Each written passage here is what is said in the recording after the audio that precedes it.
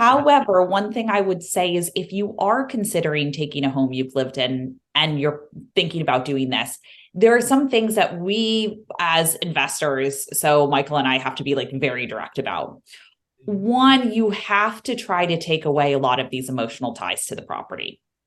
And I've seen way too many situations where you're an accidental landlord, you used to live in the property, and there's something that's emotional to you, such as it's got granite countertops. And, that makes it worth so much more. And I can charge an extra $100 in monthly rent than the identical property down the street. And there's certain things that you loved about living there. And you have to understand tenants don't think the same way. Mm.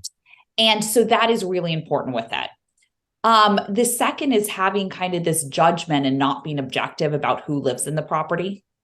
And so I believe while I like the trend and I encourage the trend of accidental landlords because it gets folks out there addicted to something like one rental at a time.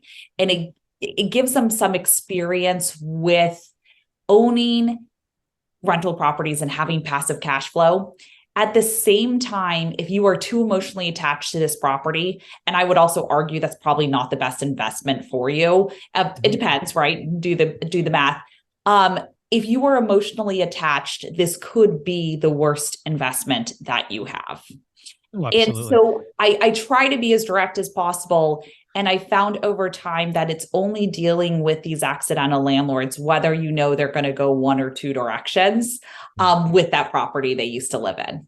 It's funny. I actually have a pretty consistent experience on this. And it's funny. It's not about the house. It's often about the yard, right? If you're a homeowner and you've taken time to plant flowers in the front yard, or sometimes it's the backyard, you have these fruit trees or whatever it is. Yeah. They were your babies for a decade.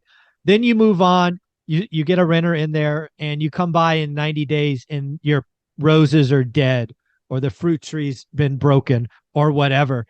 I've seen some accidental landlords absolutely lose it. Yeah. These things mean nothing to the tenant. In fact, they probably work and cost money with water and all of that. So exactly. Yeah, there's a very good chance your rose bushes are going to die and it won't look as good as when you did it. I've actually seen yard work, and it's funny. It's never the house, or not never, rarely the house.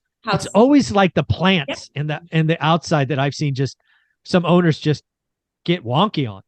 Exactly. And then they make these decisions where they might not be the best for your investment. Just out of raw emotion. Yeah. Not just like, okay, now I'm going to have to do the landscaping and keep up those rose plants and this and that versus saying what uses very little water. Exactly. Just be put in place. It looks good enough that the neighbors also like it. They appreciate it. But it's something that the tenants are going to be able to easily maintain. And so those are really important with that.